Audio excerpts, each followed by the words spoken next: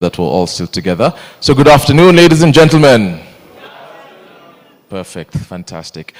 We are going into a series of lightning talks. So this is the only room where we're having this. And as you may know, lightning talks are very short, impactful, intense conversations that we're going to have, or presentations. And we have 4 presenters who are going to talk to us over the course of the next hour. I'm just realizing my face looks extremely oily, so try not to look at me on screen. Please look at me on my face. Now, we have 4 speakers who are going to come and speak to us. The first lightning talk is by the Executive Director of the Asia eHealth Information Network, Mr. Jai Ganesh. He's given me permission not to butcher his last name. And Jai Ganesh is the Executive Director of the Asia eHealth Information Network, with more than 20 years of experience implementing enterprise digital health systems across the region. He contributes to global standard bodies including ISO, TC 215, and the Foundation Pierre Fabre Global South eHealth Observatory, and teaches as adjunct faculty at Manipal Academy of Higher Education. Jai regularly supports national HIS strengthening and digital health convergence efforts across South and Southeast Asia. Ladies and gentlemen, let's give him a massive round of applause as he comes and gets started. Over to you, Jai. Thank you. Good afternoon. I know this is also a post-lunch session. It reminds me of one of the novels that I read while I was in school, The Tale of Two Cities, and the opening lines starts as, "It was the best of the times, and it's also the worst of the times." That was the situation I was in, probably in the beginning of the year. You will all know the kind of disruptions and the challenges that we had. And after quite a bit of effort, I would say a year and a half, that we managed to get funding for the network almost for the whole year, and lost it within 20 days. So that was the situation in the beginning. But why I said also the best of the times is also in the previous year, we had actually built up several efforts or initiatives in the network that could actually help us scale. But then this challenge also helped us to look at also the best things of how we could be more sustainable, and we could build in mechanisms of more partnerships in such a way that we could actually become gradually a self-sustaining network rather than being dependent on external funding. So I would say this is also a best of the times amidst the worst of the times. I think everyone is very familiar with this. In this rapidly evolving landscape of digital and health technologies, collaboration is no longer a choice. It is a necessity.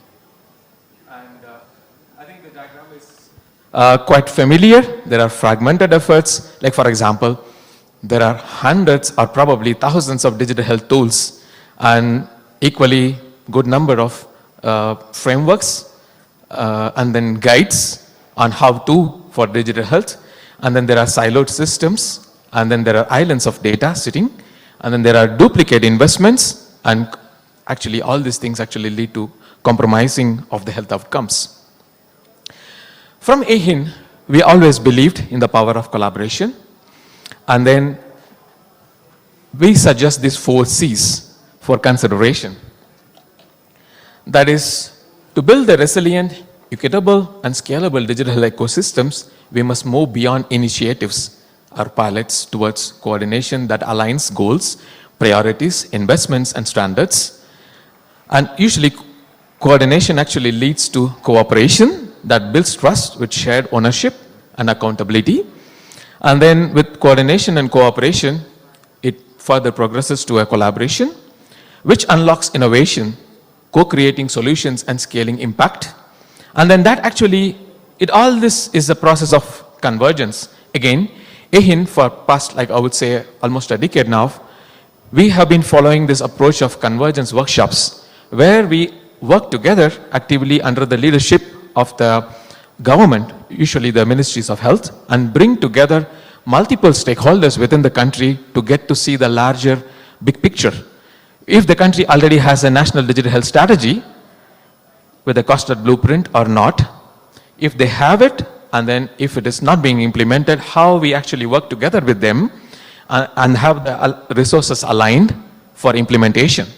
And I think we also heard from WHO, there are 129 countries with national digital health strategies, but how many of them are actually functional or operational?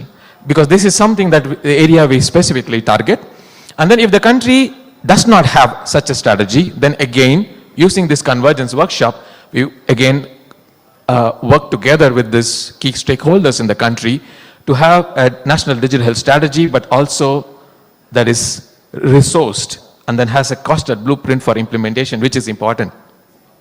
So the convergence methodology is something that we have been following. We worked with a number of countries, which I will briefly share. If you follow these 4 C's, there leads to be a coherence in terms of the approach rather than there is a divergence. Look, in this slide, I would like to quickly, in this difficult year, we still managed to have several collaborations. That was very meaningful for us. That is something that I would like to actually quickly highlight, though everything may not be listed, but quickly, first thing is with Foundation PFAP.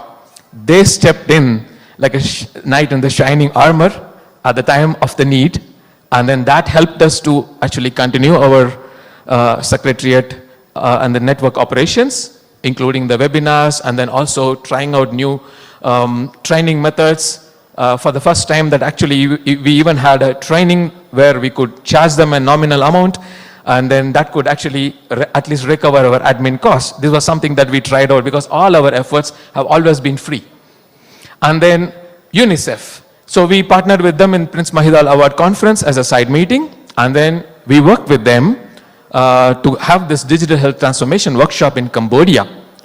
So this was something that we could do that together. And then, of course, the country is currently working on the building the health enterprise architecture and several other things. And then the World Bank. With them, we worked together to have this boot camp on digital health blueprint toolkit. And then that had 54 participants from across 20 countries joining us in Manila just earlier this month, in November, earlier in November. And then Open IMIS from GIZ, we have been actually a partner with them, and then we were able to work together with the country hubs in Indonesia, Laopedia, Nepal, Philippines, and Sri Lanka. And then for the WHO, we became the member of the Global Initiative of Digital Health in April 2025. And then also, many of our members are actively involved in the WHO reference architecture for digital public infrastructure. And with HL7 International, and we are actually the regional partner, and then we conducted the first HL7 Fire Fundamentals course together with them in the region. And that was also the course that I mentioned about. And then with SNOMED International, we have a collaboration agreement on education and awareness building.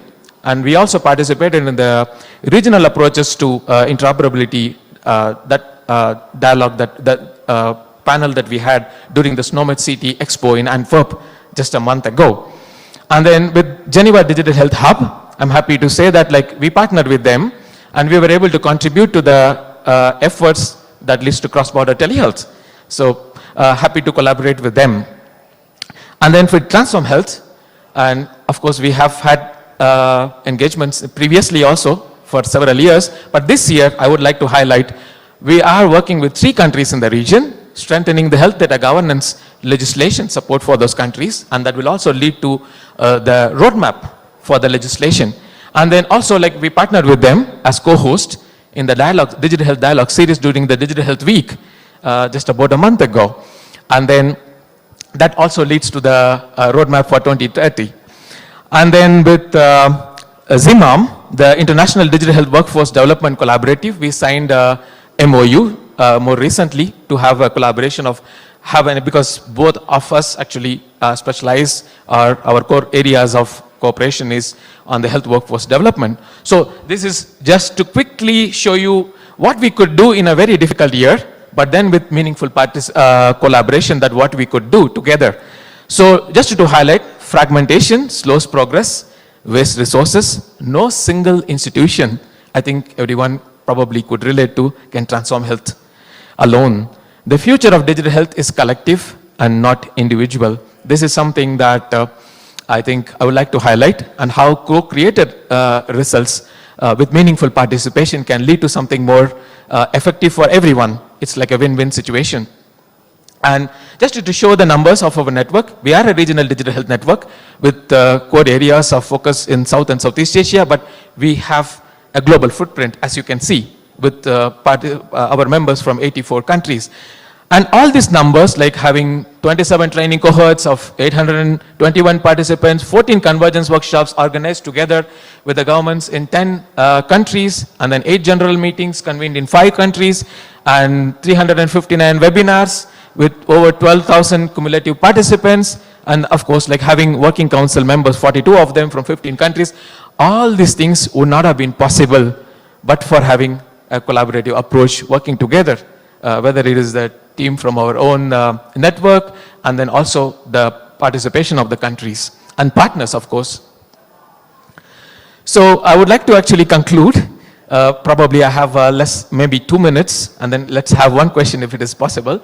Future requires more than innovation. It demands alignment, trust, and unity. Collaboration is not optional. It is the only path to coherence, scale, and impact. So this is kind of a climb that I would like to end with. And if you have any questions for me, it's welcome. Thank you very much for this opportunity. Thank you. Are there any questions? I can still take 1 minute and 30 seconds.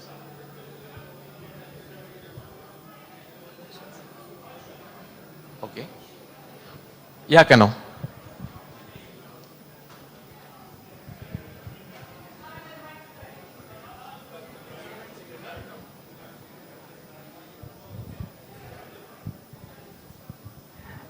Thank you so much, and thank you so much for your presentation. Congratulations on all of the achievements that you have achieved.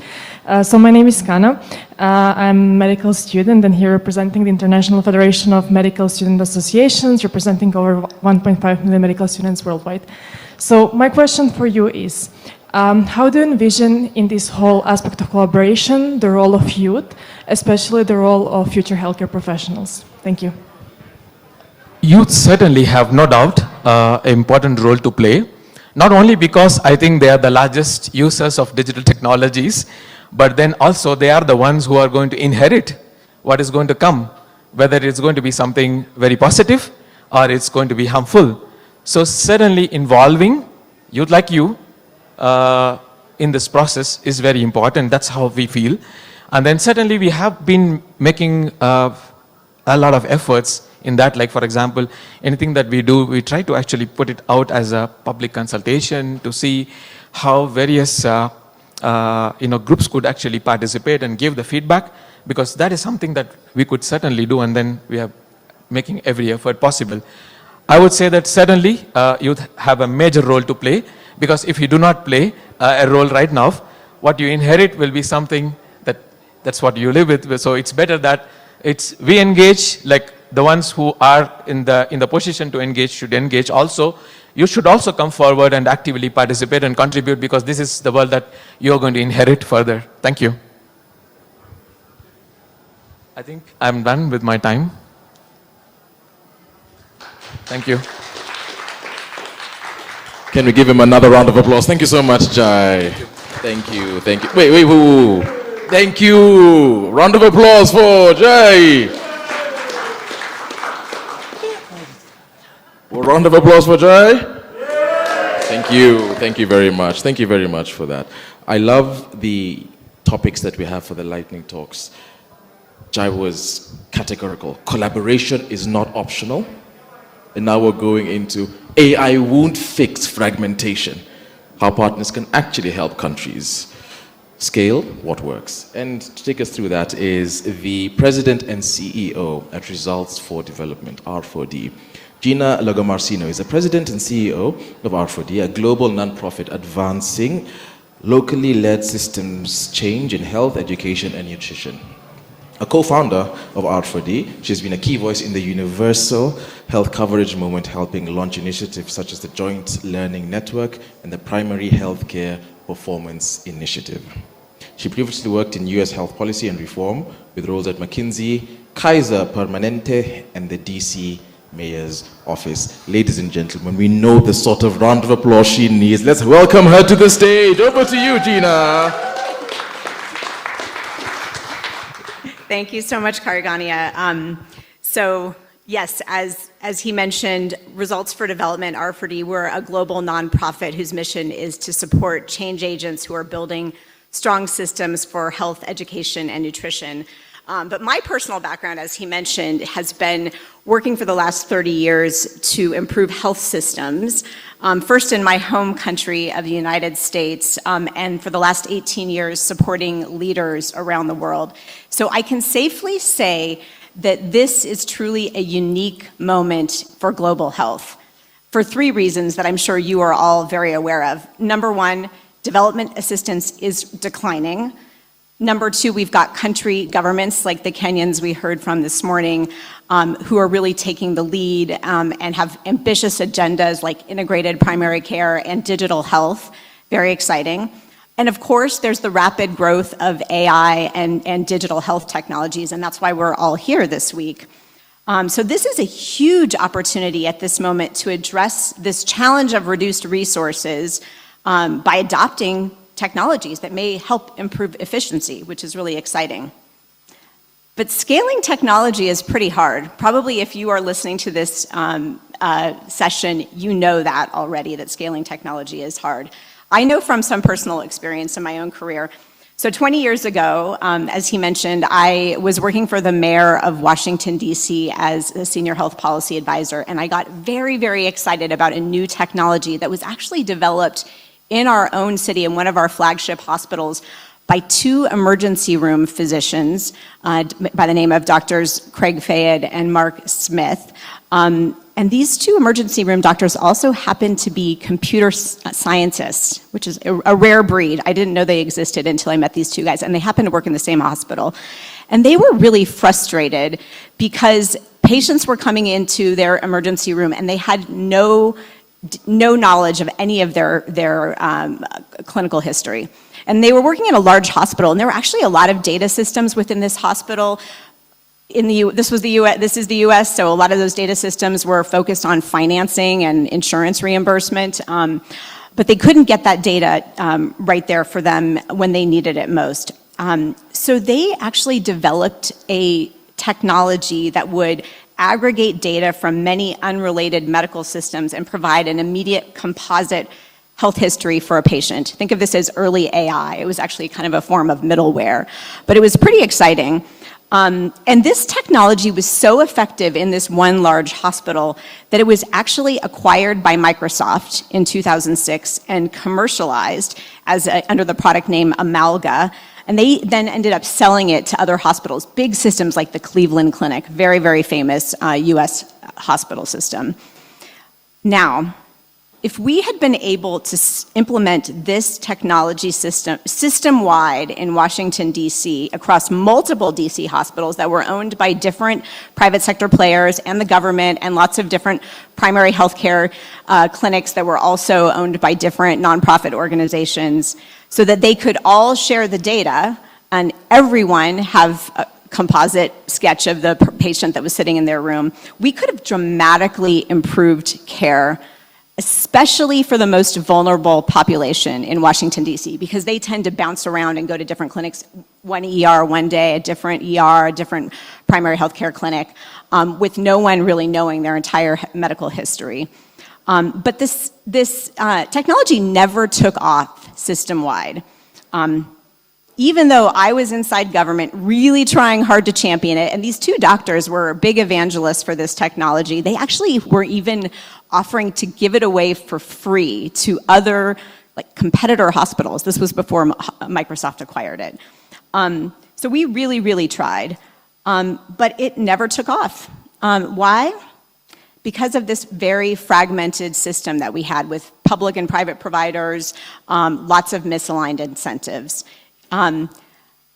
Now, I would posit that my story is not unique. I've worked across the globe now, and I've seen many digital innovators around the world, and I think a lot of folks have faced similar obstacles.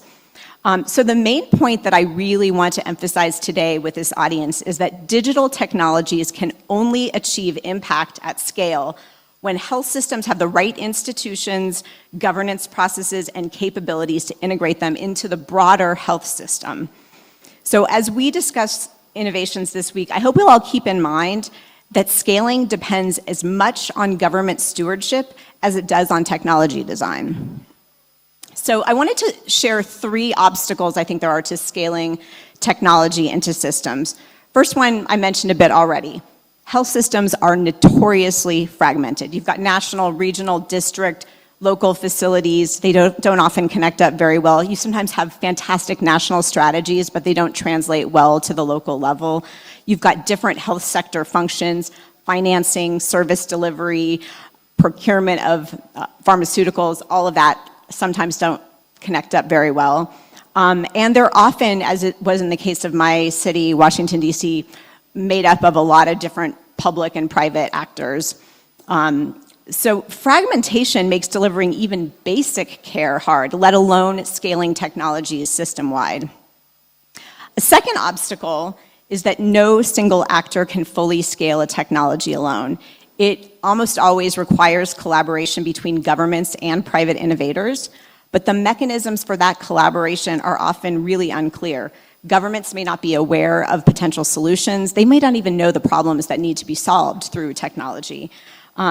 And procurement processes are not designed for co-creation and iteration. This is a big problem. And let's be honest, innovators sometimes design tools that aren't really, without the visibility into system constraints. So those are all issues. The third obstacle is that it's really difficult to sustainably finance innovative technologies.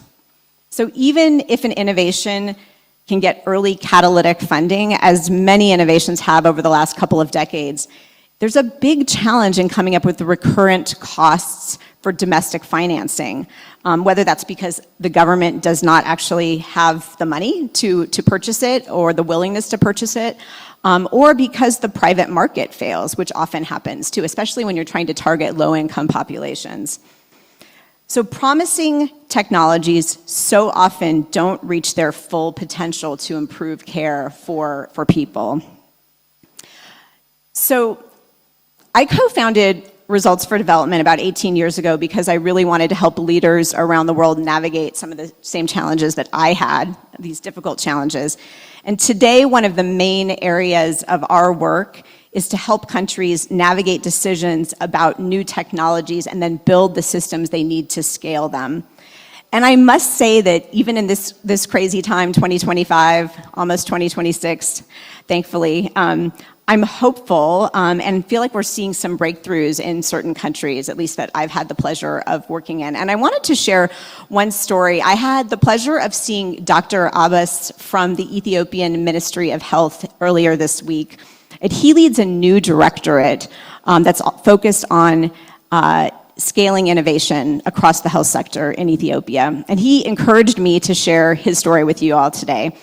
Dr. Abbas is incredibly enthusiastic about their progress in Ethiopia and all their momentum and the growing culture of innovation across the entire health sector. And he emphasized just how helpful it has been to apply global frameworks for scaling innovation that were developed through an organization called the International Development Innovation Alliance. This is a network that Results for Development has been proud to lead for 10 years. It's a network of leaders of innovation in health and also other sectors. And I actually just came from a meeting with that group earlier this week, which was really fantastic. So now at R4D, we are helping Ethiopia adapt some of those globally developed tools to their particular context with the support of the Gates Foundation. And so a few things that Dr. Abbas shared with me about Ethiopia's progress to date, even though they're still just beginning on all of this, but they now have developed a collective process across the health sector to really identify the challenges that they are trying to solve through innovation, including technology innovation. So they're really trying to understand the demand. What is the need for technology? So we don't have apps and technologies chasing solutions, but we start the other way around. What's the problem we're trying to solve? And they've created the National Innovation Lab Ethiopia, or NILE, which brings together government leaders, frontline workers, and innovators to co-create solutions. And they've got the main hub in Addis, but they're also creating regional hubs around the country, which I thought was really exciting. In addition, they're creating governance policies and structures that enable engagement and decision-making across multiple layers of the government system. We're helping them better work together to make decisions about which technologies to bring in, and then also ensuring that the right decision makers are engaged to make those actually happen. And this is resulting in scaling of locally designed solutions, which is really exciting. He mentioned a couple to me, locally manufactured infant radiant warmers and also locally manufactured phototherapy machines.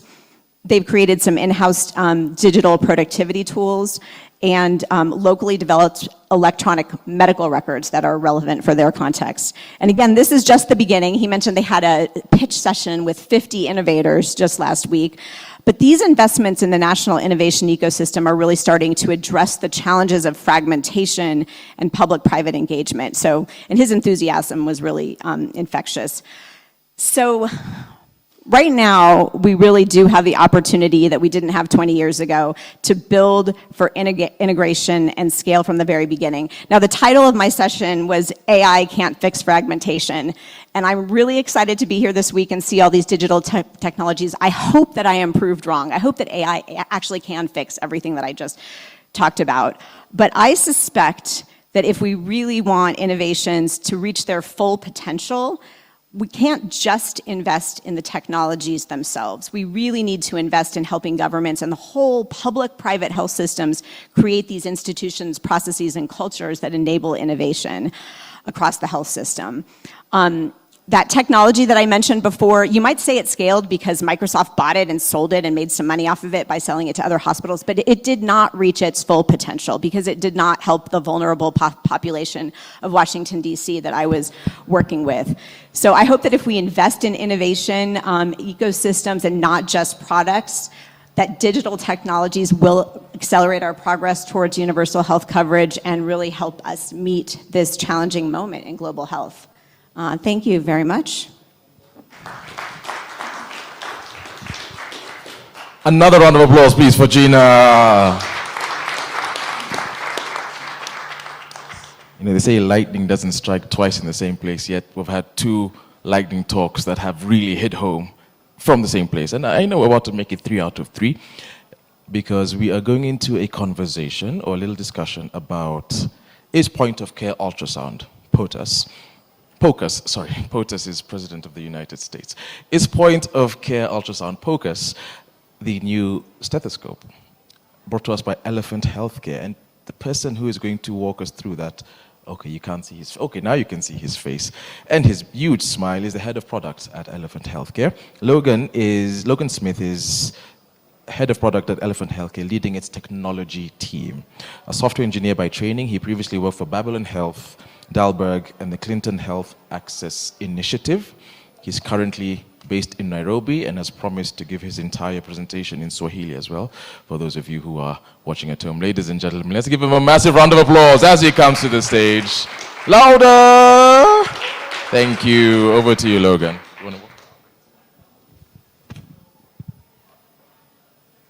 Thanks so much, guys. Hi, Bar, from previous speakers. Thanks for the great talks. So I'm going to ask a question in this talk, which I think clinicians, those of you who are clinicians and clinical, have been asking for the better part of the last 15 years. Is point-of-care ultrasound the new stethoscope? Just as a little bit of background, Elephant Healthcare is a global health technology company that focuses on deploying technology, engineering solutions for the betterment of public health systems. And over the last year, we've been extending our technology, which traditionally has been an electronic health record system, to explore the impact potential of point-of-care ultrasound, especially as we're on the cusp of a series of new AI innovations coming through regulatory processes, which seek to overhaul the total addressable market of this game-changing technology. Just to center on some of the work, we did a pilot in Kisumu County in Kenya, where we deployed point-of-care ultrasound without AI embedded. And we had countless anecdotes, one of which I want to share with you today, where a mother was scanned during a traditional ANC visit, and with in this case, the point-of-care ultrasound scan, the clinician picked up an abnormally high fetal heart rate. The following corrective action was able to save the fetus's life. But it's not just in LMICs. My wife's actually an anesthesiologist or anesthetist for the Brits in the room. And she's been trained on echo, which is a cardiac form of point-of-care ultrasound. And she was telling me about how a few months ago she delivered a baby, and the mother went into cardiac arrest. And she had a very quick debate with obstetricians who were convinced that it was a pulmonary embolism that was causing it. She was convinced that it was abdominal fluid related. She was able to quickly take out a point-of-care ultrasound, which she had with her, see that there was fluid, and the following procedure ultimately saved the woman's life. What we're seeing in the space as we've looked into this is there's two trends happening. Many of the innovation global health organizations like the Gates Foundation are talking about the benefits of AI-enabled point-of-care ultrasound, especially in ANC use cases, looking at reducing maternal and neonatal mortality. What we've also seen as we've looked at this space, and what many of you will know from working outside of LMICs, is that, again, clinicians have been talking about point-of-care ultrasound and ultrasound in general as the new stethoscope for the better part of 15 years. And the question we're asking ourselves is now the time where this can happen? Just to take a step back, and this is from our friends at the Global Ultrasound Institute, GUSI, there's a few different categories of AI ultrasound that are starting to crop up into the market. So one, we have the idea of AI acquisition. So this is a lot what very much the global health donors are focusing on. Having what is often called a blind sweep, which has gone through heavy testing and regulatory procedures, to enable low-trained clinicians, like midwives, to, after only a few hours of training, perform critical ANC scans. The second category is AI interpretation. So once good scans, good high-quality scans are collected, AI that then takes that scan data and encodes clinical interpretation. So this can be everything from the critical ANC details, like are there twins, is there potentially fluid somewhere where it shouldn't be, or potentially different diagnostics, or even just measurements to supplement the clinician. And the final thing, which is where we're seeing actually the least amount of R&D investment and FDA submissions, is AI workflow integration. So this is interpreting all of those clinical interpretations and the scan data and using it to inform decision making. So this could be pulling that data back into the electronic health record system after going through a PACS system and ingesting local clinical guidelines to recommend to the clinician in a clinical decision support type paradigm what they should do next. It could also just be simplifying the billing workflow, which is something we see in a lot of radiology use cases. What we want to say today, though, is that we shouldn't just wait for AI-enabled ultrasound. And there's so many benefits that can happen if we can increase the distribution of point-of-care ultrasound, especially in critical front door procedure areas, or clinical areas rather, like with general practitioners, family medicine doctors, A&E or emergency rooms, internal medicine. What we would take from an example in our discussions in the UK, as we've discussed this, is that you can radically reduce wait times for patients.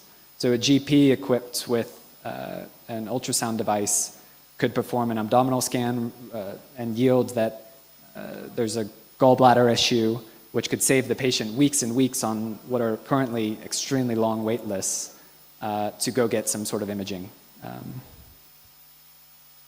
As we've looked at the space, so we really want to share, and the point of this presentation is also to open source some of the findings that we've been gathering. So in terms of challenges for point-of-care ultrasound without AI, I think everyone in this room will know that training is the big barrier. Traditionally, training has been months to even years-long training, covering lots of different primary care use cases often. However, there's lots of specialized training courses for things like echo for cardiac, or FAST for trauma use cases. These hefty budgets that need to be allocated towards training ultimately increase the total cost of ownership of these devices to a point where it's not really manageable for even large government budgets, but especially for small primary care budgets, or certainly for primary care or private providers or pharmacies. Second challenge is around financing and ROI. So these devices are traditionally have been over the 5K USD mark. They're coming down. There's a lot of new probes coming into the market, which are actually under the 1K USD price point, which is really, really exciting. Because what it means is that what many have seen in especially primary care settings is the volume of scans that need to be performed don't work in any kind of reimbursement scheme, and ultimately the warranty period is less than the payback period. Third bucket is quality assurance. So if you're trying to equip even like lesser trained clinicians who have really bespoke training, you still want a system that provides some sort of human in the loop or quality assurance on top of that to make sure that you're not, for example, actually increasing out-of-pocket expenditure for patients because of false positives. And then the final bit is workflow integration. What we see a lot in our research, in actually the US especially, is there's a topic of ghost scans. So lots of clinicians are actually using point-of-care ultrasound to perform scans, often just to rule in certain differentials. However, those aren't being added to the chart or into any kind of billing workflow, which ultimately reduces the kind of continuous incentive loop for clinicians or hospital systems. And this is something we're seeing in LMICs as well. And then when we think about AI that's actually integrated into POCUS, there's a new set of challenges that come up. So for one, the regulatory process and regulators in general are still catching up to what all this means. As we talk to manufacturers, they're investing heavily in regulatory teams to help educate and bring along regulators so that the regulations that are put in place, while obviously safety is absolutely critical, they can't disincentivize innovation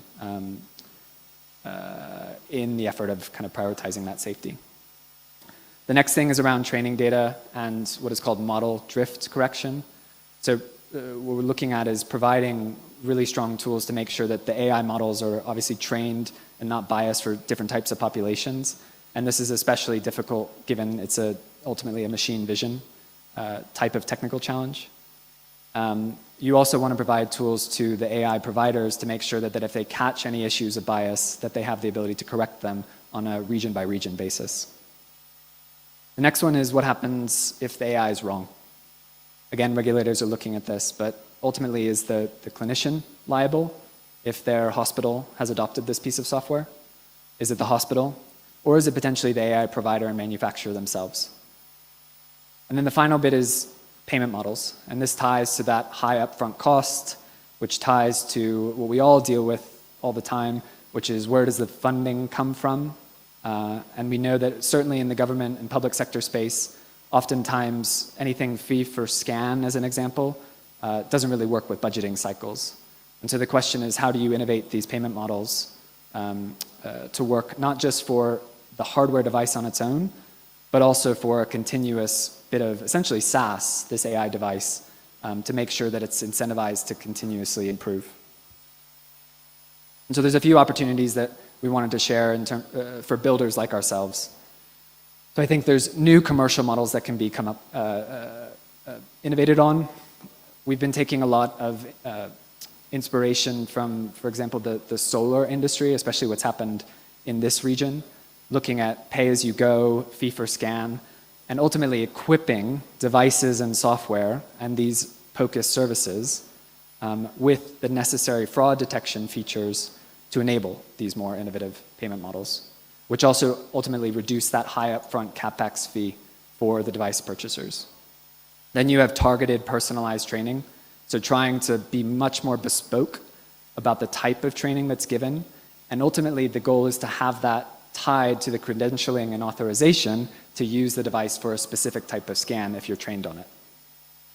Next is workflow integration, so again, pulling all of the scan and AI data into electronic health record systems, in Kenya's situation, a health information exchange, and ultimately claim systems so that there's a nice sustainability model through insurance reimbursement.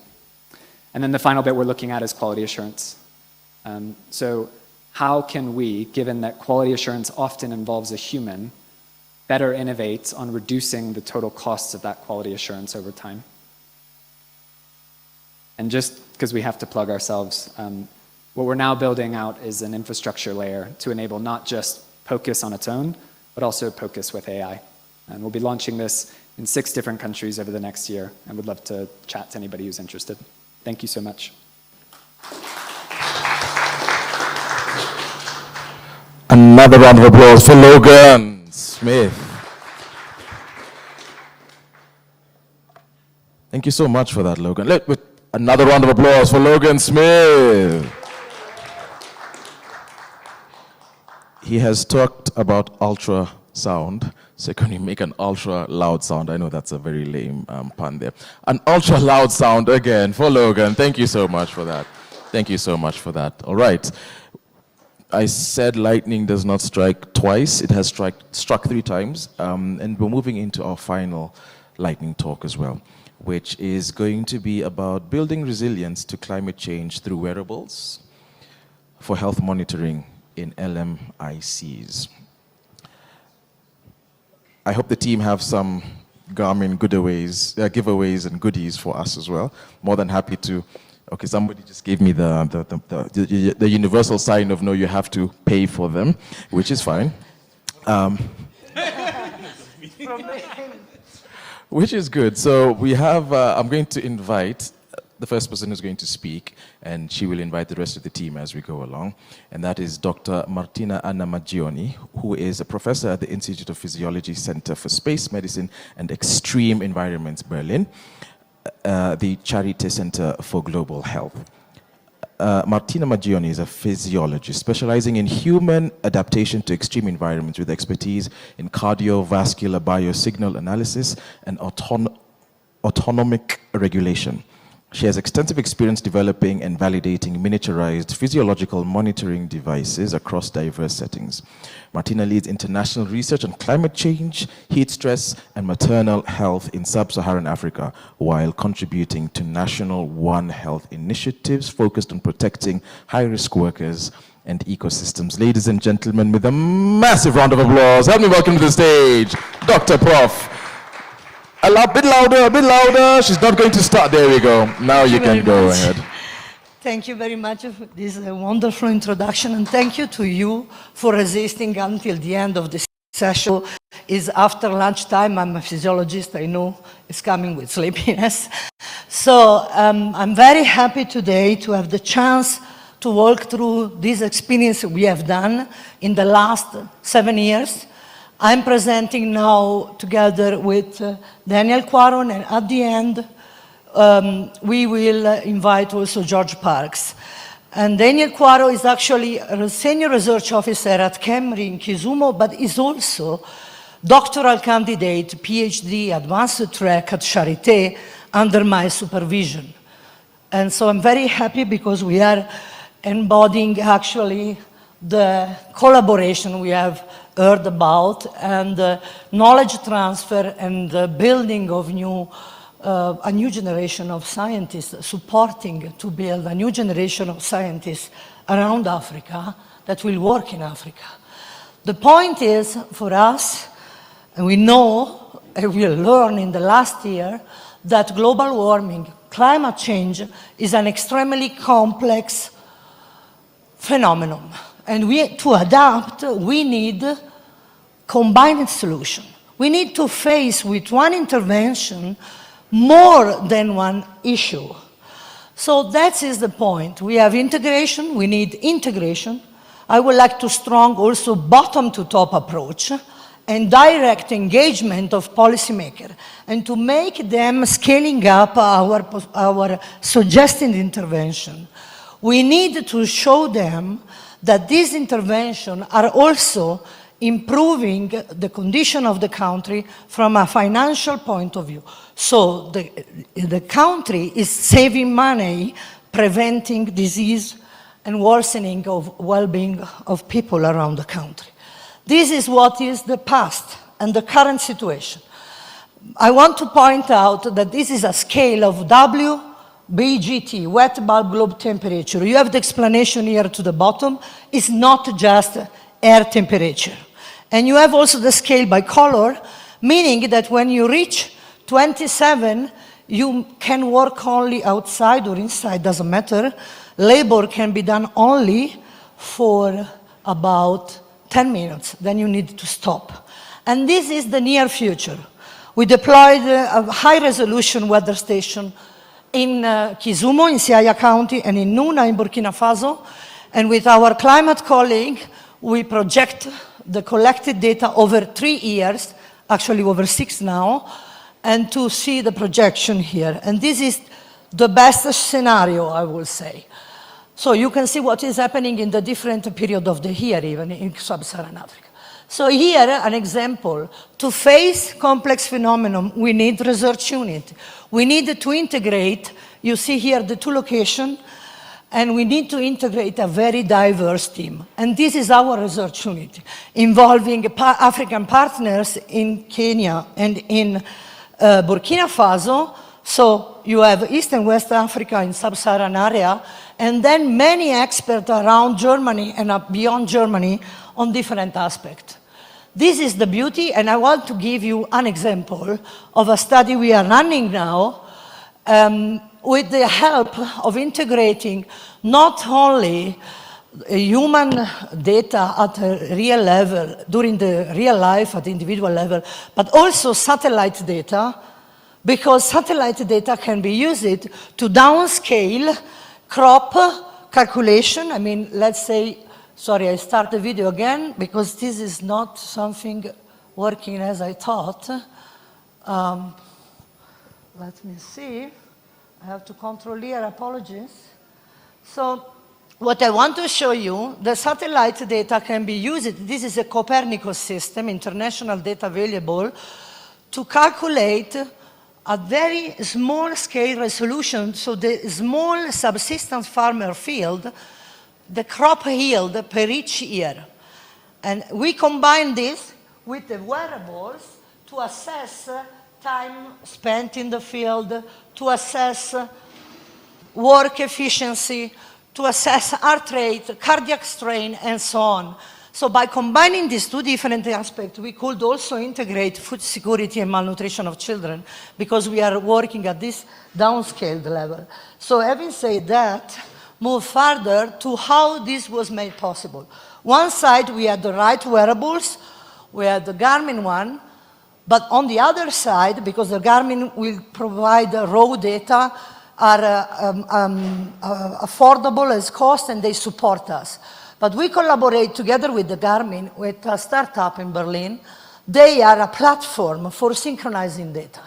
And the beauty here is that the platform is working very well, even without continuous internet connection, because we were able to send our field workers with a tablet, and they could synchronize with a tablet a bunch of participants in once. And then the tablet sent the data through the server in Kisumu, a private server dedicated to the Camry, and then we access the data online.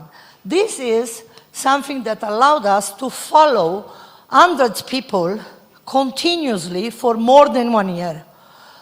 And then you see here the positive side, and actually the only disadvantage is you cannot use the Garmin app, okay? I don't mind, they do not have any smartphone there, so it's fine. But we could also be able to analyze our data with our own pipeline because we got high resolution raw data. Having said this, I would like to give over to my Dr. Quaro, amazing guy, medical doctor. It's to you. Thank you. All right. Good afternoon to everyone. So in the space of climate and health, we have a number of research projects that we are carrying out here in Kenya. And I'd like to share just one of them so that you can see how we are applying the wearable data. So we have this study that is funded by Wellcome Trust for a period of 5 years. So it's really long follow-up, 2023 to 2028. And we are working in 2 areas in Kenya. That is Western Kenya and coastal Kenya. Both are very hot and humid. The picture to the right, bottom, you can see these are malaria endemic zones, yet the use of mosquito nets is quite low. And one of the issues that people are raising is that it's really hot when you sleep under the net. And to the left is a thermographic image of a typical house in the villages around those areas. And you can see the roof can go as high as 55 degrees, so it's quite hot. So a lot of homeowners have to deal with a dilemma. Do you keep the windows open or closed? If you open the windows, your house is cool, but you're inviting mosquitoes. If you close the windows, no mosquitoes, but too hot to survive. And that's really what we are trying to solve with an integrated solution. So why did we really focus on the built environment? 3 reasons. One is that the house is where you spend most of your time. That's where you sleep, that's where you rest. And the built environment can be a shield against heat. And with increasing rural-urban migration in most of Africa, it's going to be a future problem because housing is going to be something that we really need to focus on. So we need to find a solution for both mosquito ingress, mosquito population indoors, and heat stress that's integrated. It needs to be affordable, sustainable, and acceptable. And by acceptable, what we mean here is that it has to fit within the local cultures and traditions. And that's the only way you can afford adoption. And to do this, a lot of people talk about co-creation. And we actually did that for this project and came up after many iterations, working with the community and also engineers and people in the built environment, a number of solutions. A lot of them are focusing on 2 mechanisms of controlling indoor heat. The first one is reflective roofing, so that concerns radiative heat, keeping the heat away from coming into the house. But when you have heat inside, then you need to get rid of it. So we have windows, we have eaves, and we have doors that let air in and out. But to keep mosquitoes out, we are screening the entire house. So you don't really need to sleep under a mosquito net. The entire house is screened. So this is what we came up with. And this is how the study is designed. So we have the 2 study areas. We have 2 different comparison groups in both places, the intervention and control group. And we keep track of 2 kinds of data streams. So we have environmental data, outdoor and indoor environmental conditions. For the outdoor, we focus on humidity, temperature. We have a number of weather stations. Next week, to improve resolution, we are going to do a workshop on 3D printed weather stations. Indoor, we have the device over there. Then we also do thermographic images so that you can see the heat distribution in the house. And then we have human live catch. That's how we count mosquitoes indoors. And then for personal monitoring, we interview them with computer-assisted personal interviews on thermal comfort, heat stress, and malaria. And then we use the Garmin watch to keep track of biosignals, the heart rate, physical activity, and sleep patterns.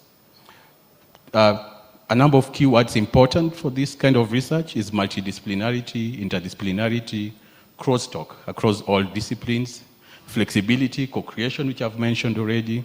And really our goal is to collect evidence that can then be used to improve policies. And the evidence will be based on real life. And one important thing is to show that it's cost effective. Thank you. Thank you, Dan.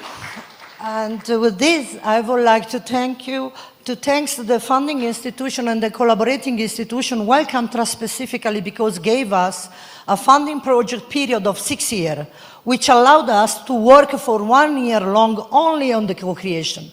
First results are going to be published soon, this month or in January, in Nature Medicine. So you can see the description of this intervention. And with this, you see here our contact. I would like to invite George and Daniel to join me on the stage. We have just 20 seconds left, unfortunately, so I give to George the word. Hi, good afternoon. My name's George Parks. I'm an imposter because I own a running business, not in healthcare, but I've had the pleasure to partner with Garmin now for 7 years. If you're in Kenya, have any questions about the devices or how you can partner with Kenya, with Garmin, contact me at george@runbeyond.co.ke. But outside Kenya, Garmin have a dedicated health team. So if you're doing anything in insurance, research, healthcare, where you've got an interest in activity data, sleep data, heart rate or stress, you can contact the health team directly at garmin.com/health. And they're very open to collaboration. They can help both with the effective sourcing of devices, but also with the technical gateways. So like Martina, you can get exactly the data you need from the devices. So thank you. Thank you very much. I think we don't have time for questions, so reach out afterwards. I'm very sorry about this. Thank you again. Another round of applause for the team. Thank you so much. La professoressa. I don't know if that is... Okay, grazie. Grazie. Non parlo italiano. So, thank you so much. Another round of applause, please, for all our Ignite Lightning Talk speakers. Thank you so much. We are moving into a tea break. And tea will be served in the same places. We have our poster presentations to my right, which you can access through... by going around. There's a way to access them as well. We also have our exhibition area that is still open. At 4:15 exactly, we will reconvene into this ballroom, and not just the group here, but all the groups. Everybody is coming back here. We have another plenary, a combined session, led by Johnson & Johnson. That's going to happen at 4:15 p.m. So please go ahead, go interact, network, collaborate, and we shall see you in about half an hour or so. Thank you very much.